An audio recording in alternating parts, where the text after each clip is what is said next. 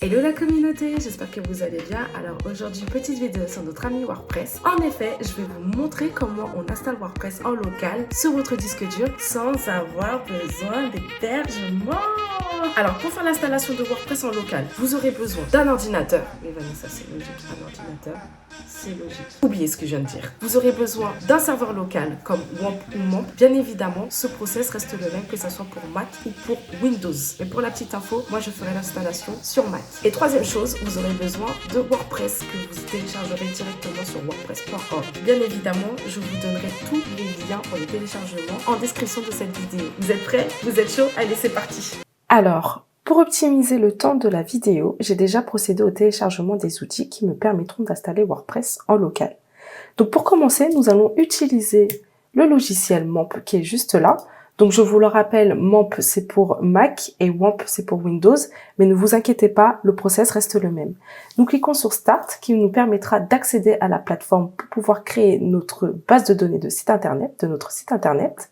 Donc ça nous mine. Et dès que c'est fini, nous accédons directement au serveur local. Donc, qui se présente sur cette adresse et qui se présente exactement comme ça. Donc, pour créer notre site, pour créer notre base de données, nous allons cliquer sur Tools, donc dans le menu d'en haut. On clique sur phpMyAdmin et on a accès directement à notre serveur local qui s'appelle localhost 8889. Je ne sais pas pourquoi ça s'appelle comme ça, mais il s'appelle comme ça. Donc, pour pouvoir créer notre base de données, nous allons dans le menu qui est situé juste ici et nous cliquons sur Nouvelle base de données. Nous allons donner un nom à notre base de données. Donc, clairement, je ne vais pas chercher très loin. Je vais sur Vanessa _ site et voilà. On ne touche à rien, juste ici, et on clique sur Créer.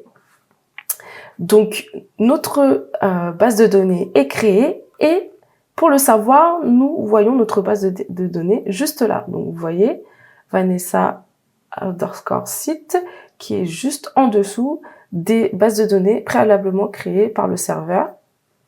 Donc, voilà. Dès que nous avons fini la création de notre base de données, alors, j'ai téléchargé WordPress, donc je vais le dézipper. Donc voilà, je vais à l'intérieur du dossier, je sélectionne le tout, je fais un copier pour ensuite le coller directement dans le dossier que je vais vous montrer tout de suite et qui est juste là, MAMP. Et on va dans le sous-dossier htdoc et on colle les éléments que nous avons préalablement copiés. Donc là, nous avons un petit avertissement qui nous dit qu'il y a déjà en fait un fichier index.php qui existe déjà. C'est pas de problème, on le remplace.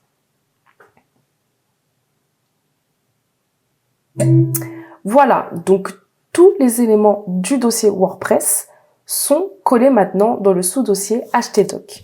Nous revenons donc dans notre serveur local, nous copions ce petit bout d'adresse qui est juste là, nous ouvrons un autre onglet et nous collons et nous faisons entrer. Donc là, on arrive directement en fait dans la première page, dans la page de configuration de WordPress qui va nous permettre en fait d'installer notre WordPress en local. Donc clairement, vous aurez besoin du nom de votre base de données que vous venez juste de créer, l'identifiant MySQL que je vais vous donner, le mot de passe aussi que je vais vous donner, le hôte de base de données que vous n'aurez pas besoin de changer et idem pour le préfixe de table. Donc c'est parti. Donc ici, vous remettez donc le nom de votre base de données, qui est moi, Vanessa-site. L'identifiant, alors là, c'est très important, vous notez route, donc ce n'est pas un nom. Alors attention, ce n'est pas un nom que j'ai choisi, c'est vraiment cet identifiant-là qu'il faut mettre. Idem pour le mot de passe, donc ce n'est pas moi qui ai choisi le mot de passe, c'est cet identifiant-là qu'il faut mettre. Donc, l'adresse de la base de données, donc, qui est localhost, on ne touche pas. Et idem pour le préfixe d'étape qu'on ne touche pas. On fait envoyer. Donc, comme les informations sont bonnes, donc là, il nous propose de lancer l'installation et on accepte. Donc clairement, là, c'est pour configurer en fait notre site internet. Donc le nom de votre site internet, vous le choisissez. Donc moi, je ne vais pas chercher loin, c'est Vanessa Site. L'identifiant, vous mettez l'identifiant que vous souhaitez. C'est l'identifiant qui va vous permettre d'accéder après à la plateforme WordPress. Donc moi, très bien, je ne vais pas plus loin, je mets admin parce que voilà, j'ai pas besoin de le sécuriser vu que je suis sur mon ordinateur. Et vous choisissez un mot de passe. Donc bien évidemment, le mot de passe que vous voulez.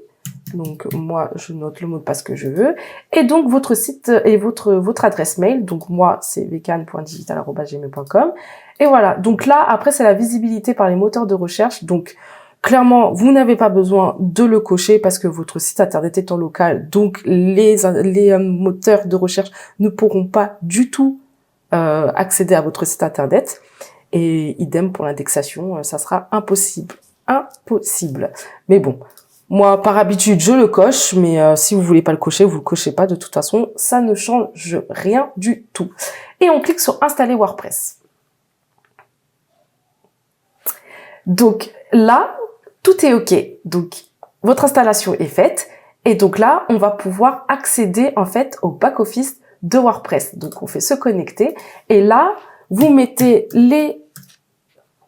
l'identifiant que vous avez mis avec votre mot de passe que vous avez défini.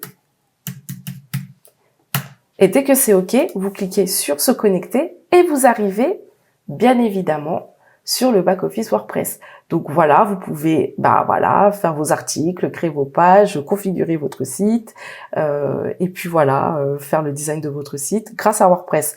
Bien évidemment, vous pouvez télécharger des plugins, qu'ils soient en local ou en ligne. Vous pouvez tout faire. Et comme je vous l'ai dit, l'avantage dans tout ça, c'est que vous pouvez tester, retester, créer tout ce que vous voulez sans que votre site internet soit en ligne et éviter bien évidemment tout ce qui est page de maintenance. Voilà. J'espère que cette vidéo vous a été très bénéfique et n'hésitez surtout pas, vous pouvez me contacter sur LinkedIn, Instagram et aussi par email. Je me ferai un plaisir de répondre à toutes vos questions. Toutes mes coordonnées sont sous cette vidéo en description. Et en attendant, prenez soin de vous. Ciao, ciao!